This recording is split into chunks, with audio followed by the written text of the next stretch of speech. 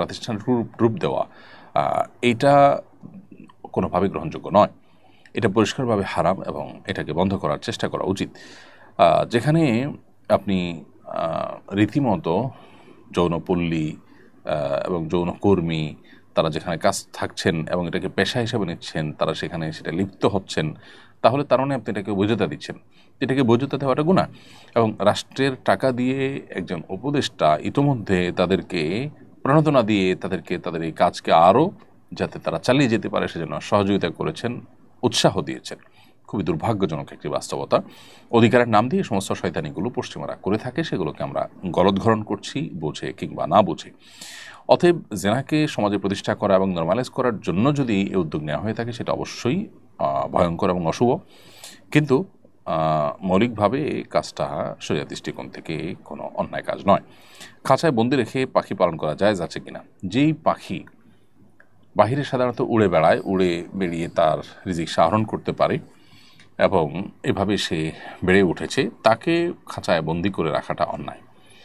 আর কিছু পাখি এতটাই কোমল, এতটাই তারা নরম প্রকৃতির যে তারা আসলে বাহিরে অন্য 10টা পাখির মতো উড়ে চড়িয়ে বেড়াতে পারে না এবং নিজেদের জীবিকা আহরণ করতে পারে না, বরং অন্যান্য বা সেই পাখির বা অন্যান্য পশুর আপনার খাবারে পরিণত হয় এবং টার্গেটে পরিণত হয় এবং নিজেকে বিভিন্ন প্রাকৃতিক অপ্রাকৃতিক বিভিন্ন দুর্যোগিতা থেকে রক্ষা করতে পারে না। এই টাইপের কিছু পাখি যেগুলো আসলে পোষার জন্যই বা আপনার খাঁচাতেই তারা বেড়ে ওঠে, এরকম যদি হয় তাহলে সেটা জায়েজ আছে যদি নিয়মিত খাবার টাবার ইত্যাদি দেওয়া হয়। তাহলে আমার পর হজ ফরজ হয়েছে, হয়তো এই ফরজ আমলটি জীবনে একবারই করার সুযোগ পাবো। শুনেছি আপনি প্রতি বছরই হজে যান, আমি আপনার তত্ত্বাবধানে হজ করতে চাই, দয়া করে আমাকে সুযোগ দেবেন এবং কীভাবে আপনার সাথে হজে যেতে পারে জানলে কৃতজ্ঞ থাকবো। প্রথম কথা হলো যে আমি হুদহুদ ট্যুরস অ্যান্ড ট্রাভেলস, আমার খুব কাছের লোকজন যারা আছেন তারা এটা পরিচালনা করেন, তো তাদের সাথে আমি হজে যাচ্ছি গত 3 বছর যাবৎ। আলহামদুলিল্লাহ এখনও পর্যন্ত অভিজ্ঞতা যথেষ্ট ভালো, কোনো ব্যত্যয় সেরকম তারা করেনি, যার কারণে খুবই কমফোর্ট ফিল করছি এবং আলহামদুলিল্লাহ কর্মসন্ন্যার আলোকে হজকে পরিপালন করা, হজকে সম্পাদন করার জন্য আমরা চেষ্টা করে চলেছি। তো আপনি যেতে চাইলে তাদের সাথে যোগাযোগ করতে পারেন। পরিচালনার বিষয়টি সম্পূর্ণ তাদের দায়িত্বের বিষয়, তাদের সাথে আপনি বোঝাপড়া করবেন। শুধুমাত্র শরিয়া রিলেটেড যে গাইডলাইন দেওয়া সেটা আমি আমার সাধ্য অনুযায়ী চেষ্টা করবো ইনশাআল্লাহ। আর অবশ্য তাদের এবছর থেকে তারা কোটা সিস্টেম করেছে যে একটা নির্দিষ্ট কোটার পর তারা হজ যাত্রী নেবে না। অতএব যত দ্রুত সম্ভব হুদহুদ ট্যুরস অ্যান্ড ট্রাভেলসের তার সাথে যোগাযোগ করতে পারেন, আফতাবনগরে তাদের অফিস। পাকিস্তানে ভয়াবহ বন্যায় অসংখ্য হতাহত হয়েছে, প্রতিবেশী হিসাবে আমাদের করণীয় কি? খুবই নির্মম, খুবই দুর্ভাগ্যজনক এবং খুবই ব্যথিত হওয়ার মতো একটি ঘটনা এটি আসলে, যে শত শত মানুষের প্রাণহানি ঘটেছে পাকিস্তানের ভয়াবহ বন্যায়। প্রতিবেশী দেশের এই দুর্যোগে আমাদের উচিত তাদের পাশে সাধ্য অনুযায়ী দাঁড়ানো। আমি অবশ্য এখনও জানি না যে আমরা সরকারিভাবে কোনো উদ্যোগ নিয়েছি কিনা রাষ্ট্রীয়ভাবে তাদের পাশে দাঁড়াবার জন্য, সেটা রেস্কিউ হোক অন্য কোনো দিক থেকে হোক। আমাদের সাধ্য যে খুব বেশি আছে তা না, কিন্তু ক্ষুদ্র সাধ্য নিয়ে সামর্থ্য নিয়ে হলেও প্রতিবেশী দেশের প্রতি আমাদের সম্প্রীতি জানানো দরকার। এবং যদি সরকার উদ্যোগ না নিয়ে থাকে আমি আহ্বান জানাবো সরকারকে যেন এটার জন্য কোনো না কোনো উদ্যোগ নেওয়া হয় এবং আমরা সাধারণ মানুষ আমরা সে সমস্ত উদ্যোগে সামিল হতে পারি। এছাড়া আল্লাহ রাব্বুল আলামিনের কাছে দোয়া করবো, নিবেদন করবো আল্লাহ রাব্বুল আলামিন এই বন্যায় যারা মারা গেছেন তাদেরকে শাহাদাতের মর্যাদা দান করুন এবং তাদের পরিবারদেরকে আল্লাহ তাআলা শোক সামলাবার তৌফিক দান করুন।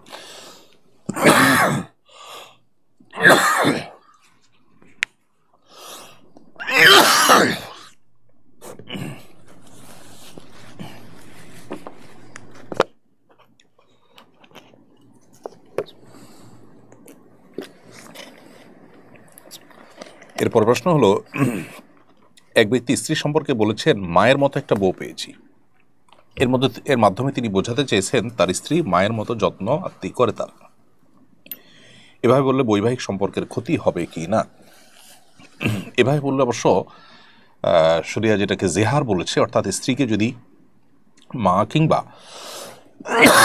কোনো মাহরামের সাথে তুলনা করা হয়, তুমি আমার মায়ের মতো, আমার মা যেরকম হারাম তুমি এরকম হারাম, এই টাইপের কথাবার্তা বললে সেটাকে জেহার বলা হয়।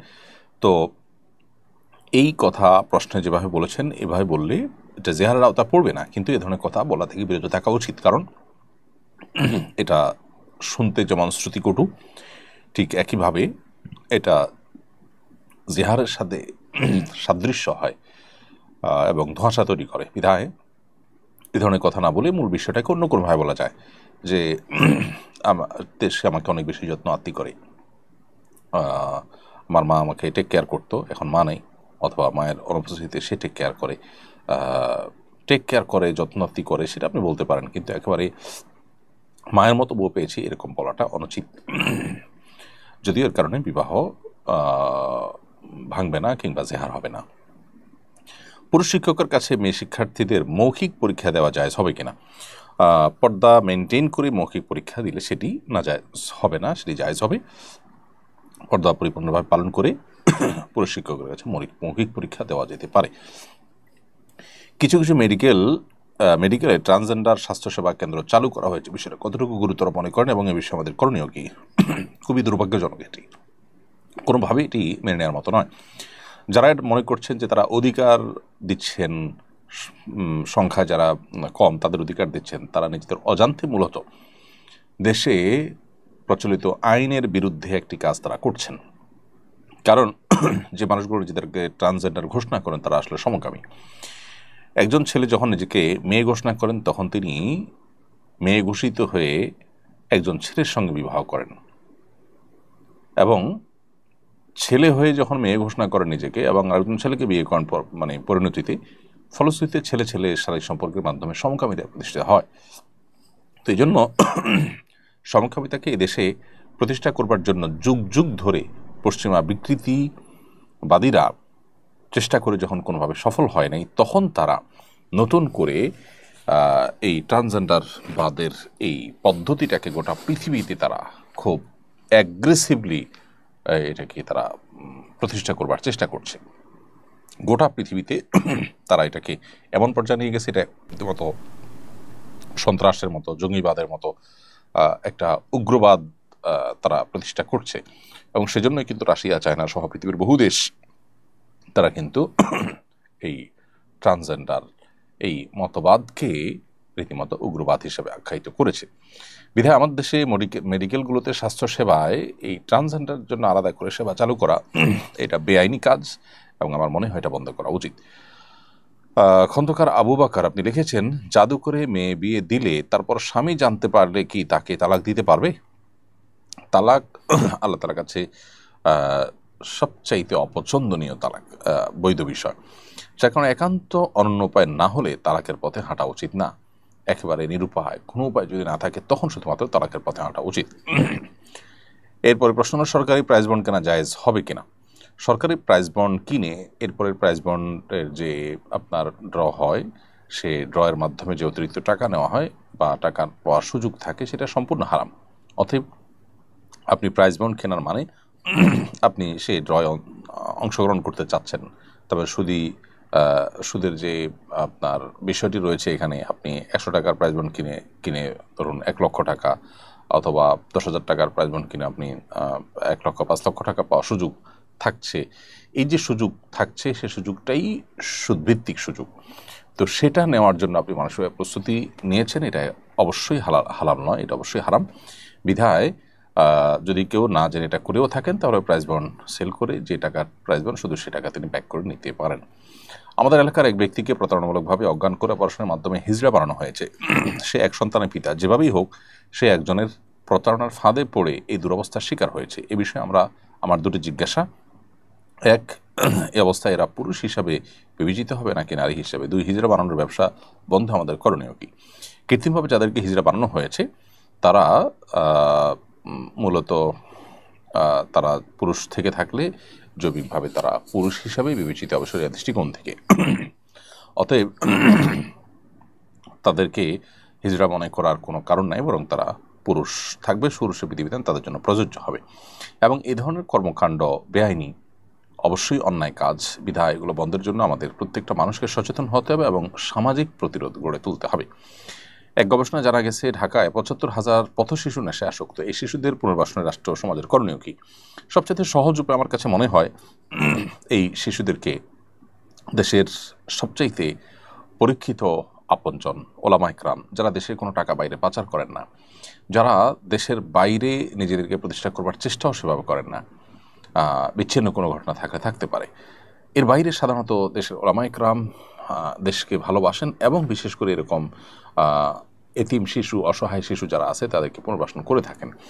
দেশের যে কওমি মাদ্রাসাগুলো আছে, কওমি মাদ্রাসাগুলোতে যে পরিমাণ এতিম অসহায় শিশুরা বসবাস করে এবং তাদের আশ্রয় হয় এবং তারা সুশিক্ষা শিক্ষিত হয় এবং সমাজকে তারা কিছু দিতে পারে, সেটা যদি কওমি মাদ্রাসাগুলো না করতো, ওলামা ইকরাম না করতেন, তাহলে দেশের অবস্থা কোথায় গিয়ে ঠেকতো এবং এরা অপরাধ জগতের সাথে কতটা মিশে পড়ে ভয়ঙ্কর অবস্থা সৃষ্টি করতো সেটা বলার অপেক্ষা রাখে না।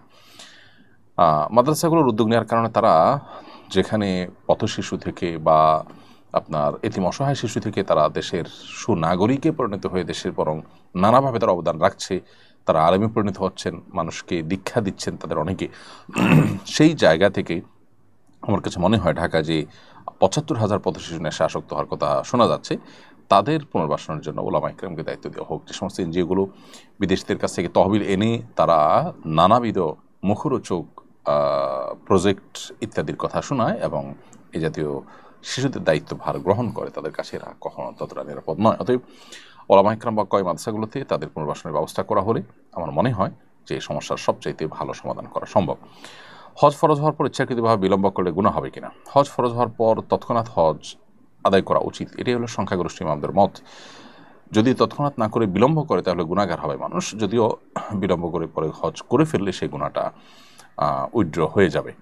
তারপরেও হজ ফরজ হওয়ার পর বিলম্ব করা উচিত না, কারণ নবী করিম সাল্লাল্লাহু আলাইহি ওয়াসাল্লাম বলেছেন, তাআজ্জালুল হজ, তোমরা হজ দ্রুততার সাথে করো, অর্থাৎ বিলম্ব করবে না। ফাইন্না আহাদাকুম লা ইয়াদরি মা ইয়ারুদুল্লাহ, কারণ তোমাদের কেউ জানে না তার জন্য কি অপেক্ষা করছে বা কিসের মুখোমুখি সে হবে। মুসনাদ আহমদে বর্ণিত আব্দুল্লাহ ইবনে আব্বাস রাদিয়াল্লাহু আনহু থেকে বর্ণিত হাদিসের আলোকে বোঝা যায় যে হজ আমাদের দ্রুততার সাথে করা উচিত।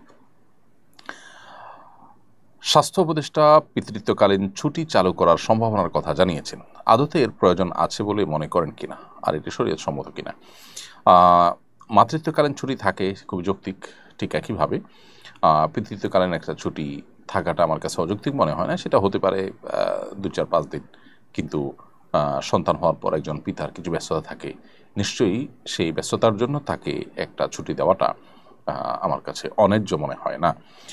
ঢাকা কলেজ ও সিটি কলেজের শিক্ষার্থীদের মধ্যে প্রায় সংঘর্ষের ঘটনা ঘটে, অনেক আগে থেকে এই সংস্কৃতি চলে আসছে, কোনো উদ্যোগে এটা বন্ধ করা যাচ্ছে না। দুই প্রতিষ্ঠানের শিক্ষার্থীদের প্রতি আপনার নসিহত কী হবে? দেখুন, আমার নসিহত যেটুকু করার সেটা তো আমি করবই। আমার ভাই, আমার সন্তান, আমার একান্ত আপনজনের মতো প্রিয়, পরম প্রিয় শিক্ষার্থীদেরকে আমাদের নসিহত করার দায়িত্ব আমরা করব। নসিহত থেকে আল্লাহ তাআলা যাকে হেদায়েত দিবেন তিনি গ্রহণ করে সংশোধন হবেন, আর যাদের হেদায়েত থাকবে না তারা হয়তো সংশোধিত হবে না। কিন্তু নসিহতের বাইরেও আমাদের যে মৌলিক কাজটা করা দরকার তা হলো আমাদের জেনারেল শিক্ষায় ব্যাপকভাবে নৈতিক শিক্ষার ব্যবস্থা থাকা দরকার এবং নৈতিকতার চর্চার ব্যবস্থা থাকা দরকার। এবং প্রয়োজনে যদি অবস্থানগত কারণে বারবার এ ধরনের কনফ্লিক্ট তৈরি হয়ে থাকে, তাহলে সেক্ষেত্রে কর্তৃপক্ষ এটা নিয়ে ভিন্ন চিন্তা করা দরকার যে এটা যে কোনো মূল্যে যেন বন্ধ হয়। প্রায় এটা হওয়াটা দুর্ভাগ্যজনক। আমি নাসিহা হিসাবে শুধু এইটুকু বলবো যে আমার পরম প্রিয় শিক্ষার্থী বন্ধুরা, মানুষের জীবনের মূল্য সবচেয়ে বেশি।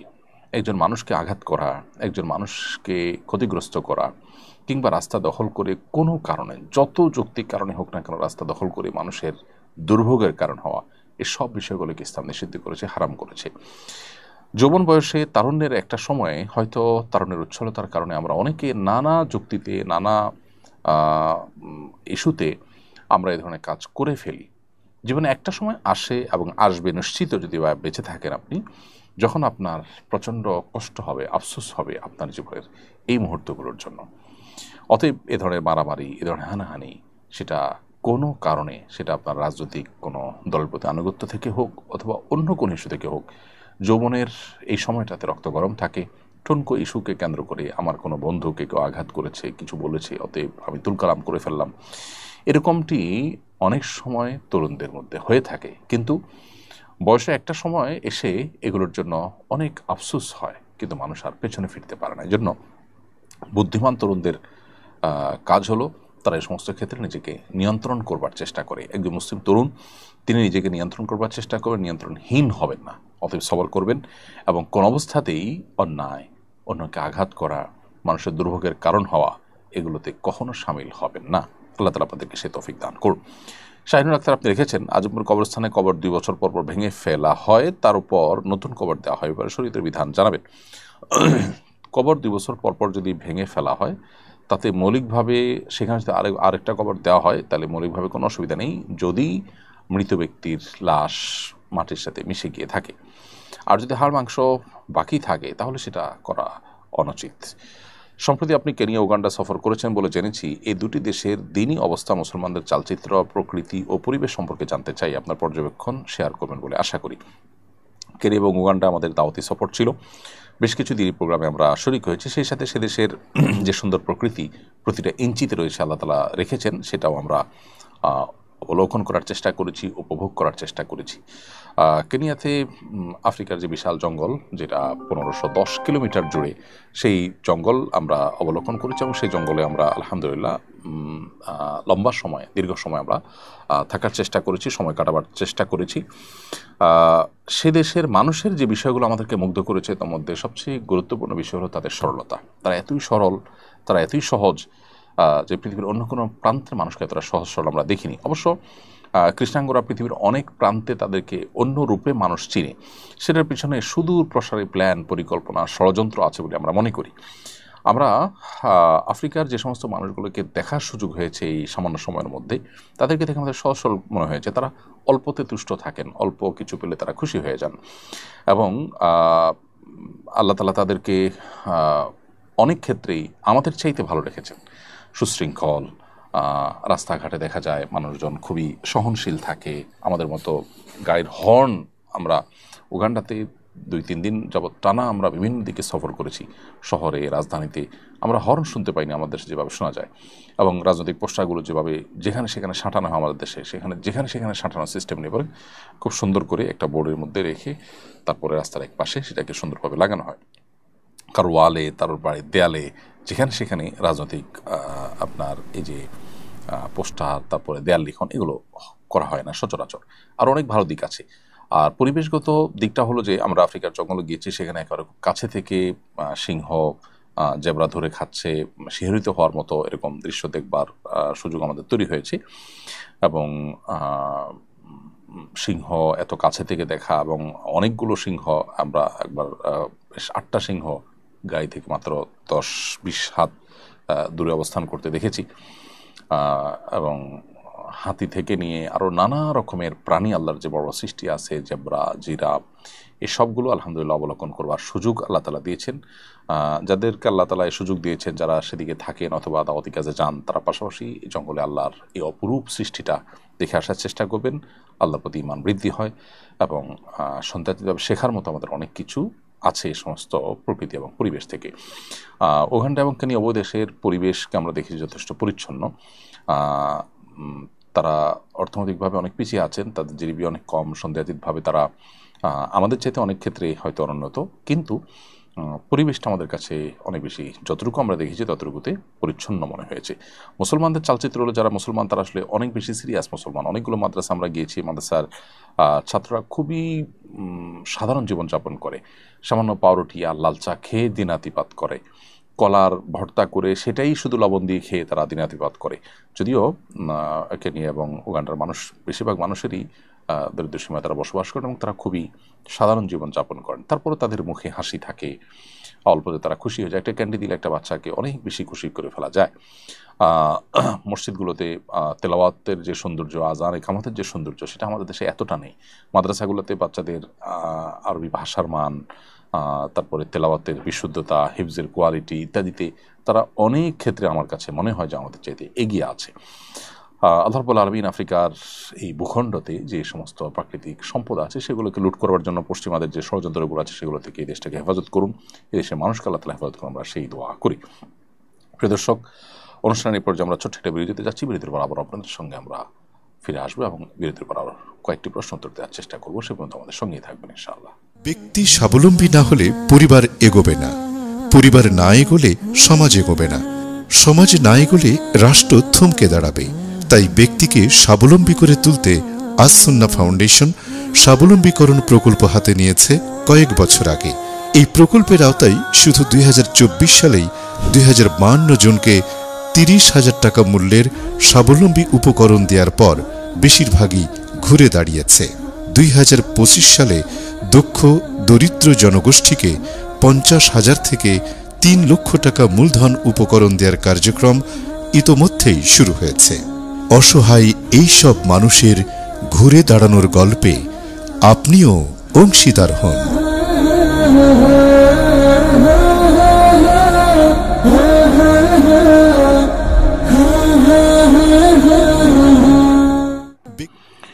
প্রিয় দর্শক, বিরতির পর আবার আপনাদেরকে স্বাগতম জানাচ্ছি। বিরতির আগে অনেকগুলো প্রশ্ন উত্তর আমরা দিয়েছি। মাহমুদুল হাসান রিমন আপনি লিখেছেন, হারাম ইনকামকারী বন্ধুর দেওয়া উপহার গ্রহণ করা যাবে কিনা? গ্রহণ না করলে সে অপমানিত হবে। এখন আমার জন্য কি করণীয়? তার সাথে সম্পর্ক পুরোপুরি ছিন্ন করা যাবে কিনা? যে হারাম উপার্জন করছে সে আপনার বন্ধু কিভাবে হয়? এরকম ব্যক্তির সাথে আপনার সম্পর্ক ছিন্ন করা বা তাকে অ্যাভয়েড করা উচিত। সে তো আপনার রক্ত সম্পর্কে কেউ নয়। বিধায় যেহেতু নেহায়েত বন্ধু, বিধায় বন্ধুকে সংশোধন করে সুপথে আনার চেষ্টা করবেন। সে উদ্দেশ্যে তার সাথে সম্পর্ক আপনার থাকতে পারে। আর না হলে হারামে লিপ্ত মানুষকে আপনি অনবরত এবং দিব্যি বন্ধু হিসাবে গ্রহণ করে যাওয়া, এটা আপনার আদর্শের সাথে যায় না, ইমানের সাথে যায় না। এরপরে যদি সে হারাম কিছু দিয়ে থাকে, বিনয়ের সাথে তাকে আপনি বোঝাবেন এবং আপনার অপারগতার কারণও আপনি তাকে ব্যাখ্যা করে এক রকমের দাওয়া তার সামনে নিবেদন করবেন।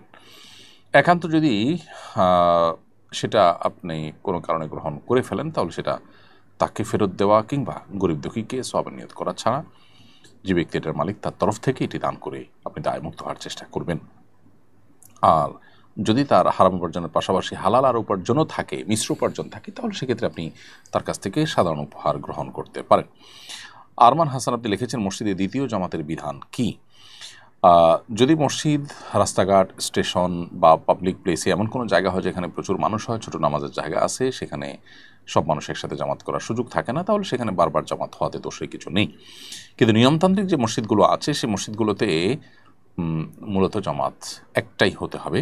কারণ একাধিক জামাত যদি সেখানে নিয়মই রাখা হয় যে আধা ঘন্টা পরপর জামাত হবে, তো স্টেশনের বা আপনার ফেরিঘাট ইত্যাদি পাবলিক প্লেসের যে মসজিদগুলো থাকে সেগুলোতে হিউজ মানুষের গ্যাদারিং এবং এক জামাতে সবাই নামাজ পড়তে পারেন না, সেগুলোর কথা ভিন্ন। কিন্তু নিয়মতান্ত্রিক মহল্লার যে মসজিদগুলো থাকে এগুলো তো একটা জামাতেই সব মানুষের জামাতে নামাজের শরীক হওয়ার সুযোগ রয়েছে।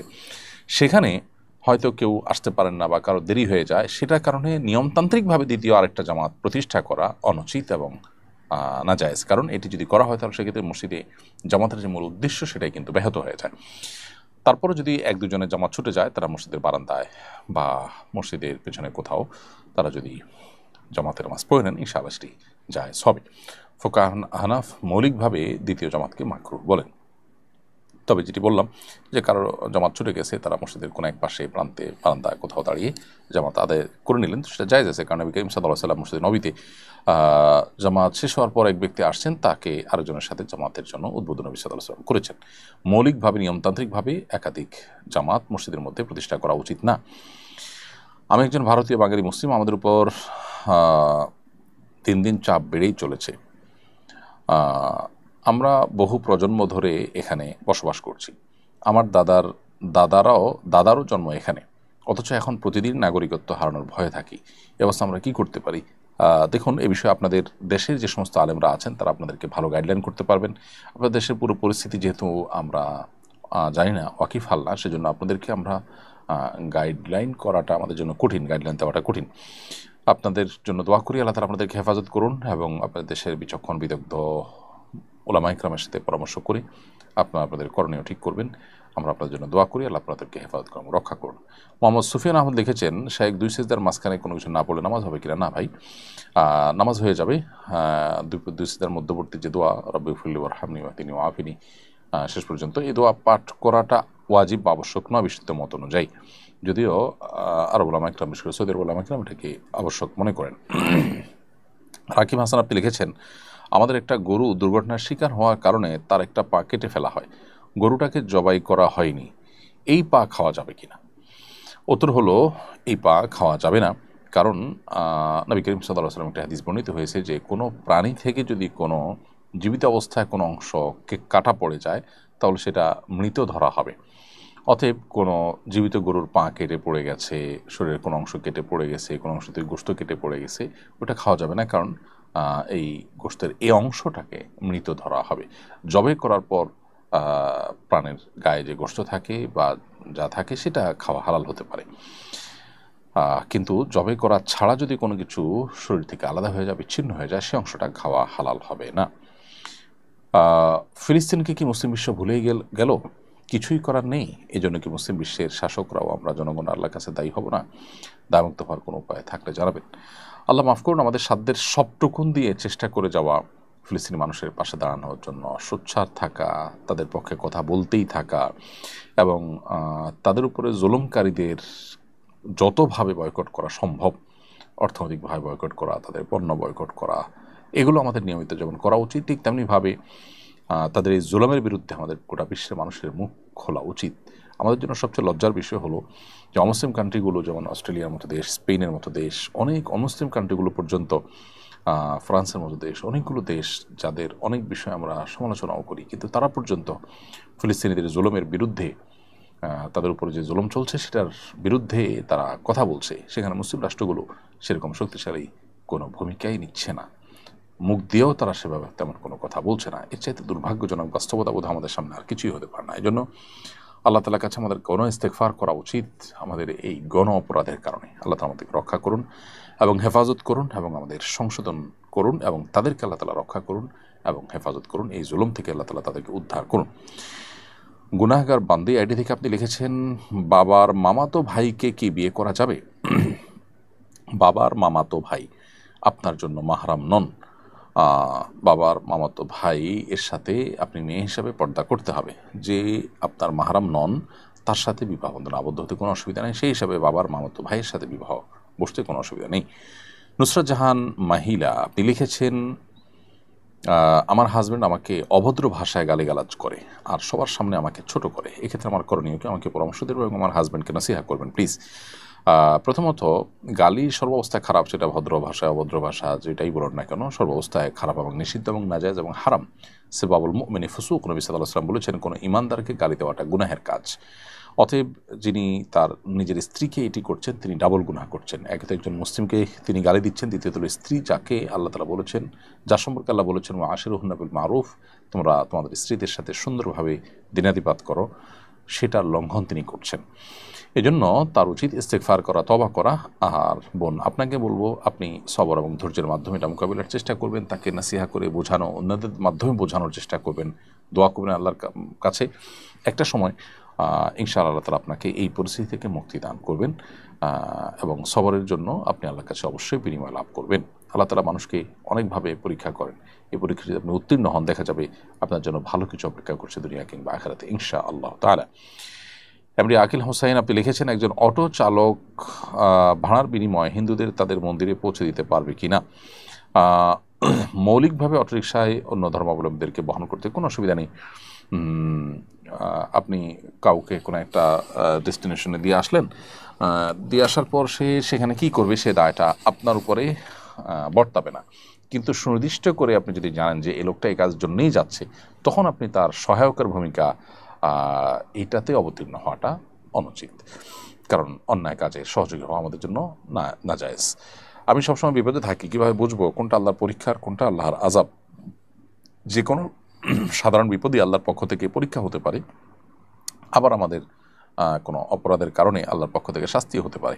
তো এটা নিরূপণ করা জরুরি না। আপনি সবসময় যে কোনো বিপদে আল্লাহর কাছে ইস্তেগফার করবেন, এতে গুনাহ মাফের সম্ভাবনা যেমন তৈরি হবে, বিপদ থেকে মুক্তি লাভের রাস্তাও আপনার জন্য সুগম হবে ইনশাআল্লাহ তাআলা। কারণ নবী সাল্লাল্লাহু আলাইহি ওয়াসাল্লামের হাদিস রয়েছে যে ব্যক্তি ইস্তেগফারকে আঁকড়ে ধরে, আল্লাহ তাআলা তাকে যে কোনো কঠিন পরিস্থিতি থেকে উত্তরণের জন্য অভাবনীয় পথ আবিষ্কার করে দেন। মাইদা মৃধা আপনি লিখেছেন, ঝালমুড়ি খাওয়ার সময় ঝালমুড়ির কাগজে কোরআনের 2টা আয়াত উচ্চারণ এবং অর্থসহ লেখা দেখতে পাই। আমি সেই কাগজ নিজের কাছে রেখেছি, কিন্তু আমাদের অজান্তেই এমন অনেক কাগজ আশেপাশে পড়ে থাকে, না জানি কত কাগজ পায়ে নিচে পড়ছে, এতে আমাদের পাপ হবে কিনা? অজান্তে যদি হয় তাহলে সেক্ষেত্রে আপনার কোনো গুনাহ হবে না। জ্ঞাতসারে যদি হয়, আপনি দেখতে পান কোনো আয়াত, তাহলে সেক্ষেত্রে সেটাকে সসম্মানে মাটির নিচে দাফন করে দেওয়া, কোথাও ফেলে রাখা, এমন কোনো জায়গায় যাতে অসম্মানিত না হয় সেটা আপনি করবেন, কিংবা আগুনে পুড়িয়েও ফেলতে পারেন যাতে করে সেটা অসম্মানিত না হয়। কৃত্রিম বৃষ্টিপাতের মাধ্যমে শুষ্ক মরুভূমিকে সবুজ বানানোর উদ্যোগ গ্রহণ করেছে সৌদি আরব। এর আগে কৃত্রিম বৃষ্টিপাত ঘটিয়েছে আরব আমিরাত। এটা আল্লাহর সৃষ্টিতে হস্তক্ষেপ বলে বিবেচিত হবে কিনা, এবার ইসলাম কি বলে? সাধারণত মেঘমালার রাসায়নিক পদার্থ ছিটিয়ে কৃত্রিম বৃষ্টিপাত ঘটানো হয়ে থাকে। আল্লাহ রাব্বুল আলামিন মেঘমালার মাধ্যমে আমাদেরকে বৃষ্টি দিয়ে থাকেন। কোরআনে কারিমে আল্লাহ তাআলা বিভিন্ন জায়গায় বিষয়ে কথা বলেছেন। আল্লাহ তাআলা ইরশাদ করেছেন, হুয়াল্লাযী খালাকা লাকুম মা ফিল আরদি জামিআ, দুনিয়ার সব কিছু তোমাদের জন্য সৃষ্টি করেছেন। যেহেতু আল্লাহ তাআলা আমাদের জন্যই সব কিছু সৃষ্টি করেছেন, অতএব আল্লাহর এই সৃষ্টি থেকে উপকৃত হওয়ার জন্য কোনো পদ্ধতি, কোনো প্রক্রিয়া যদি মানুষ আবিষ্কার করে, মৌলিকভাবে সেটি নাজায়েজ কোনো বিষয় নয়। বিধায় বৃষ্টি মেঘমালা থেকে আল্লাহ তাআলা আমাদেরকে দান করে থাকেন, সেটা যদি কোনো কৃত্রিম উপায়ে আমরা নিজেরা ঘটাতে পারি এবং বৃষ্টিপাত করতে পারি, তাহলে সেটা মৌলিকভাবে কোরআন হাদিসের কোনো নিষিদ্ধ বিষয়ের মধ্যে পড়ে না, বা কোনো বিষয় এর লঙ্ঘন হয় না, যেটি আল্লাহ তাআলা কোরআন সুন্নাতে আমাদেরকে মানতে নির্দেশ করেছেন, এরকম কিছু লঙ্ঘন হয় না। বিধায় মৌলিকভাবে এটাকে নাজায়েজ বলবার কোনো কারণ নেই, যদি এটাতে বড় কোনো ক্ষতির দিক না থাকে। এই রাসায়নিক পদার্থ ছিটিয়ার মাধ্যমে যে কৃত্রিম বৃষ্টিপাত ঘটানো হয়ে থাকে, এখানে যদি মৌলিকভাবে পরিবেশের বা মানব জাতির জন্য কোনো হুমকির বিষয় না থাকে, তাহলে সেক্ষেত্রে এটা নাজায়েজ নয়। আল্লাহর সৃষ্টি জগৎ থেকে উপকৃত হওয়াতে যদি আল্লাহ আমাদের জন্য হালাল করেছেন, বিধায় এটা আল্লাহর সৃষ্টিতে হস্তক্ষেপ নেই, বরং আল্লাহর সৃষ্টি থেকে উপকৃত হওয়ারই একটা ভিন্ন প্রক্রিয়া, যেটা মৌলিকভাবে কোনো নিষিদ্ধ বিষয় নয়। সুমন লিখেছেন, কেউ যদি স্বপ্নে দেখে যে অমুক তারিখে ওয়াজ মাহফিল করতে হবে, সেটা কি তার বাস্তবায়ন করতে হবে? আমাদের গ্রামের অপরিচিত একজন আমলদার বৃদ্ধ লোক বলেছেন, আল্লাহ দেখিয়েছেন তো ওই তারিখ তোমাকে ওয়াজ মাহফিলের আয়োজন করতে হবে, না হয় তোমার ক্ষতি হবে। এটা একেবারেই কুসংস্কারচ্ছন্ন বিষয় এবং কুসংস্কারপূর্ণ বিষয়। কারোর স্বপ্ন, এ ধরনের স্বপ্ন কখনো দলিল হতে পারে না, এবং কেউ যদি স্বপ্নে দেখে যে অমুক তারিখ ওয়াজ করতে হবে, অমুক জায়গায় যেতে হবে, অমুকে এটা দিতে হবে, এর মাধ্যমে কোনো আবশ্যকীয়তা প্রমাণ হয় না। বিধায় এটা নেহায়েতই তার ধারণা। এমডি শাহিনস ভয়েস এআইডি থেকে আপনি লিখেছেন, স্ত্রী অন্য ছেলের সাথে চলে যাওয়ার পর যদি বলে, মহারণা মাফ করে দিয়েছি, তুমি আমাকে তালাক দিয়ে দাও, তাহলে করণীয় কি? উত্তর হলো যে স্ত্রীর চাওয়ার প্রেক্ষিতে যদি তালাক দেওয়া হয়, তাহলে সে তালাক যেমন হবে, আবার মহারণা মাফ হয়ে যাবে। এটাকে খোলা তালাক বলা হয়। একজন জনপ্রিয় অভিনেত্রী জানিয়েছেন, তিনি অনেক বছর ধরে লিভ টুগেদার করছেন, একজন পুরুষের সঙ্গে এক বাসায় থাকছেন। তিনি বিয়ের চেয়ে বন্ধুত্বকে গুরুত্বপূর্ণ বলে সাব্যস্ত করছেন। বিয়ের আগে পরস্পর বোঝার জন্য এভাবে একত্রে বসবাস করা এবং প্রকাশ্যে বলার কারণে আরও অনেক উৎসাহিত হয় বলে মনে করেন কিনা, এবং বিশেষ একটা শ্রেণীর মধ্যে ধীরে ধীরে গড়ে ওঠা এরকম মনোবৈকল্য দূরীকরণে আমাদের কিছু করার আছে কিনা। খুবই দুর্ভাগ্যজনক একটি বিষয় যে দেশের মুসলিম অমুসলিম যে কোনো ধর্মের মানুষ এই দেশে বসবাস করছে, তাদের সবাই বৈবাহিক সম্পর্কে বিশ্বাসী। শুধু তাই নয়, পৃথিবীতে মানব ধারা টিকে থাকার জন্য বিবাহ একমাত্র মাধ্যম। অতএব সেটাকে নিরুৎসাহিত করার জন্য পশ্চিমা যে কৃষ্টি আছে, সেই পশ্চিমা কৃষ্টি কালচারকে দেশে আমদানি করাটা এটা অত্যন্ত গর্হিত কাজ। আমি তাকে আহ্বান করব তিনি এই পথ থেকে যেন ফিরে আসেন। বিবাহের আগে তথাকথিত এই বোঝাপড়ার মাধ্যমে বিবাহ হলে সেই বিবাহ অনেক টেকসই হয় এমনটি মনে করা হয়। বাস্তবে কি তাই? আমাদের অভিজ্ঞতা কি বলে? আমাদের অভিজ্ঞতা বলে এর উল্টোটা। আমরা দেখি যে বিবাহের মাধ্যমে যে সম্পর্কগুলো হয় সেগুলো তুলনামূলকভাবে বেশি টেকসই হয়। তথাকথিত লিভ টুগেদারের মাধ্যমে যে সমস্ত সম্পর্কগুলো হয় সেগুলো খুব কমই টিকে। পশ্চিমাদের কয়টা সংসার টিকে? অতএব এ ধরনের সমাজ বিরোধী এবং মূল্যবোধ বিরোধী বিষয় কর অবস্থাতেই আমাদের সমাজে চর্চা হতে দেওয়া উচিত নয়। মাসুদ লিখেছেন, কেউ যদি রাতে শোয়ার আগে সূরা কাফরুন পড়ে ঘুমায়, তাহলে আল্লাহ তাকে শিরকের পাপ থেকে বাঁচাবেন। আমার প্রশ্ন হলো, এখানে কি ছোট বড় সকল প্রকার শিরকের কথা বলা হয়েছে? আল্লাহ কি তাকে মৃত্যুর আগ পর্যন্ত এই পাপ থেকে বাঁচিয়ে রাখবেন যদি সে আমলটা করেন? সূরা কাফরুন পাঠ করে শোয়ার কথা হাদিসে রয়েছে, সেটা আমরা চেষ্টা করব। বাট এটা পড়লেই আল্লাহ তাআলা আপনাকে অটোমেটিক সকল শিরক থেকে বাঁচিয়ে রাখবেন, ব্যাপারটা সেরকম সব ক্ষেত্রে নয়। বরং আল্লাহ তাআলা আপনাকে রক্ষা করবেন, আপনার চেষ্টাও সেখানে থাকতে হবে যাতে করে শিরক থেকে আপনি বেঁচে থাকতে পারেন। এমডি আব্দুল সালাম লিখেছেন, আমার নাম আব্দুল সালাম, অনেকেই আমায় শুধু সালাম বলে ডাকে, যেহেতু এটা আল্লাহর গুণবাচক নাম, তাই অনেকে বলছে নামটি রাখা ঠিক হয়নি, তাদের কথা কি ঠিক, আমার কি গুনাহ হবে কিনা? প্রথম কথা হলো যে সালাম আল্লাহ তাআলার এমন নাম যে সালাম শব্দের অর্থটা শুধু আল্লাহর সঙ্গেই বিশেষায়িত না, বরং এর বাইরেও প্রয়োগ হয়। বিধায় আপনাকে শুধু সালাম বলে রাখলে গুনাহ হবে না। দ্বিতীয় কথা হলো যে কারো নাম আব্দুল সালাম রাখলে মানুষ যদি তাকে বিকৃত করে ডাকেও, তাহলে নাম রাখাটা গুনাহ বা ভুল হয়েছে এমনটি মনে করবার কোনো কারণ নেই। এটা আরেকটা ভুল ধারণা। মাইলস্টোন স্কুলের দুর্ঘটনায় শিক্ষিকা মেহরিন চৌধুরী নিজের জীবন বাজি রেখে শিক্ষার্থীদের বাঁচিয়েছিলেন। কারো জীবন বাঁচাতে গিয়ে যদি নিজের জীবন বিপন্ন হওয়ার আশঙ্কা থাকে, তখন করণীয় কি? নিজের জীবন দিয়ে হলেও কি অন্যকে বাঁচানোর শরীয়তের নির্দেশ? কাউকে আগুনে পড়ে যেতে দেখলে বা পানিতে ডুবে যেতে দেখলে বা কোনো বিপদে পড়ে যেতে দেখলে তাকে রক্ষা করার জন্য সামর্থ্য অনুযায়ী চেষ্টা করা আমাদের উপর অবশ্য কর্তব্য। যারা সুস্থ সবল আছেন, যাদের সুযোগ আছে, তারা বিপদে নিপতিত মানুষকে উদ্ধার করবার জন্য তাদের চেষ্টা করতে হবে, যেটা আজকাল আমাদেরকে করতে দেখা যায় না। আমাদেরকে অনেককে নির্বিকার দাঁড়িয়ে থাকতে দেখা যায়, ভিডিও ছবি তুলতে দেখা যায়। আমরা ন্যূনতম রিস্ক নিয়েও মানুষকে উদ্ধার করার চেষ্টা করি না, এমনকি রিস্ক ছাড়া থাকলেও অনেক সময় দেখা যায় যে আমরা নির্বিকার দাঁড়িয়ে থাকি। এটা খুবই দুর্ভাগ্যজনক একটি বিষয়। সামর্থ্য থাকলে সেটি আমাদের করা উচিত। যদি সামর্থ্য না থাকে, ব্যাপারটা এরকম হয় যে আমাদের সামর্থ্যের বাইরে, তাহলে সেটা আর ওয়াজিব থাকে না। সামর্থ্য না থাকলেও আমাদের অন্তত চেষ্টা, পরিকল্পনা, যাতে করে উদ্ধার তৎপরতা কোনোভাবে বাধাগ্রস্ত না হয়, সেই চেষ্টা আমাদের করা উচিত। অনেক সময় দেখা যায় আমরা উৎসুক জনতা রাস্তাঘাট বন্ধ করে সেটা দেখার, ছবি তোলার, ভিডিও তোলার জন্য আমরা চেষ্টা করি। ততক্ষণে দেখা যায় যে উদ্ধারকারী টিম তারা এসে প্রবেশ করতে পারেন না এবং বাধাগ্রস্ত হন। তো সেরকমটি আমাদের করা উচিত না। অবশ্য কারোর যদি এমন হয় যে কাউকে উদ্ধার করতে গেলে নিজের জীবন ধ্বংস হবে নিশ্চিত, তাহলে সেটা কিন্তু জায়েজ নয়। আপনি কাউকে উদ্ধার করতে গেলে আপনি যদি মনে করেন যে আপনি নিজেই আপনার মৃত্যু নিশ্চিত, তাহলে সেক্ষেত্রে আপনি নিজেকে মৃত্যুর দিকে ঠেলে দিয়ে আরেকজনকে উদ্ধার করতে যাবেন, উদ্ধার তো করতে পারবেই না, বরং আপনি মৃত্যুবরণ করবেন, সেটা কিন্তু জায়েজ হবে না, যেহেতু এটা আত্মহত্যার মধ্যে পড়ে। যদি কেউ উদ্ধার করলে উদ্ধার করতে পারেন, উদ্ধার করে নিজেও রক্ষা পেতে পারেন, সেরকম সম্ভাবনা থাকে এবং সেই সম্ভাবনার ভিত্তিতে তিনি চেষ্টা করেন, এরপর তিনি যদি মারা যান, তাহলে আল্লাহর কাছে তিনি বিপুল পরিমাণ সওয়াব লাভ করবেন, যেহেতু তিনি অন্যায় কিছু করেনি, বরং তিনি মানুষকে উদ্ধার করার জন্য নিজের জীবনকে রিস্কের মধ্যে ফেলেছেন। এখানে ব্যাপারটি এরকম না যে তার ধ্বংস হওয়া বা তার মৃত্যু নিশ্চিত বা তার রক্ষা পাওয়ার কোনো উপায় নেই যদি উদ্ধার করতে চান, বরং উদ্ধার করতে গিয়ে তিনি কিছুটা রিস্ক নিয়েছেন, জাস্ট এটুকু। তো এটুকু তো আমাদের করতেই হবে, সেটা শুধু জায়েজ নয়, বরং সেটা আমাদের জন্য বিপুল পরিমাণ সওয়াবের কারণ হতে পারে এবং আল্লাহ তাআলার কাছে এর জন্য প্রতিদান প্রাপ্ত হবেন তিনি। এবং পানিতে আগুনে কাউকে উদ্ধার করতে গিয়ে যদি পানিতে আগুনে ডুবে কিংবা পুড়ে মারা যায় কেউ, তাহলে সেক্ষেত্রে তিনি শাহাদাতের মর্যাদা লাভ করবেন ইনশাআল্লাহ। স্কুল কলেজের শিক্ষার্থীদের জন্য ক্লাসে মোবাইল ফোন ব্যবহার নিষিদ্ধের চিন্তা করা হচ্ছে, বিষয়টা কীভাবে দেখছেন? খুবই পজিটিভ এবং ইতিবাচক একটি সিদ্ধান্ত।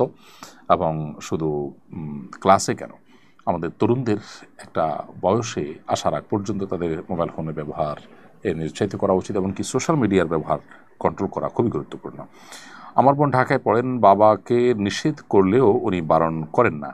নারী শিক্ষার্থী দূরে একা পড়ালেখা করতে পারবে কিনা?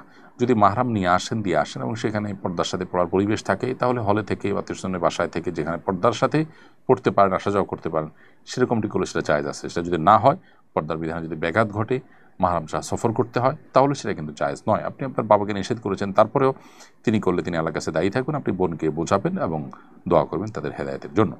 জুবাইর লিখেছেন, নামাজ কাজা আদায় করতে কি একামত দিতে হবে? একামত যদি কয়েকজন মিলে আপনার জামাত কাজা হয়, তাহলে সেক্ষেত্রে সেটা আদায় করার জন্য একামত দিয়ে তারপরে কাজা আদায় করবেন, এটাই হলো সুন্নাহ।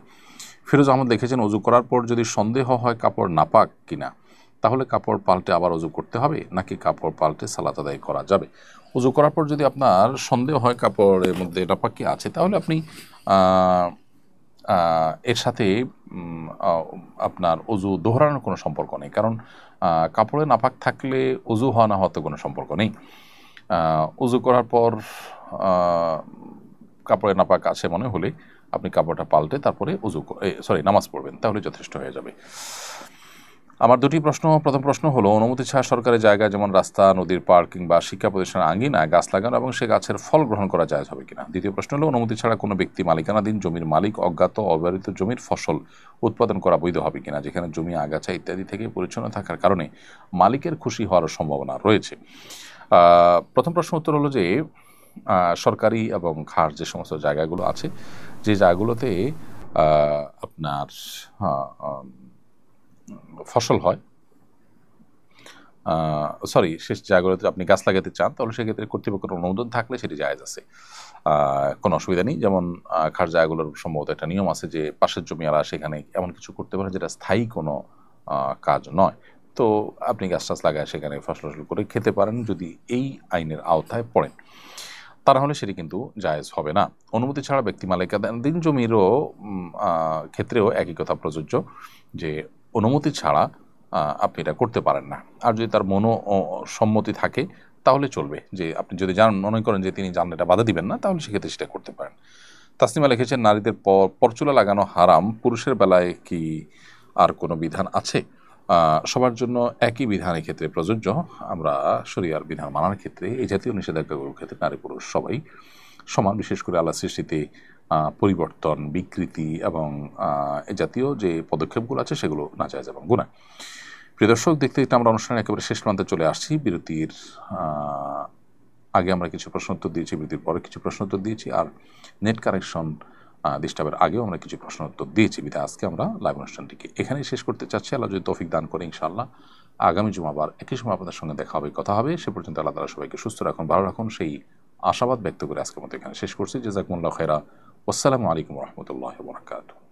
আস-সুন্নাহ ফাউন্ডেশন, উম্মার স্বার্থে সুন্নাহর সাথে।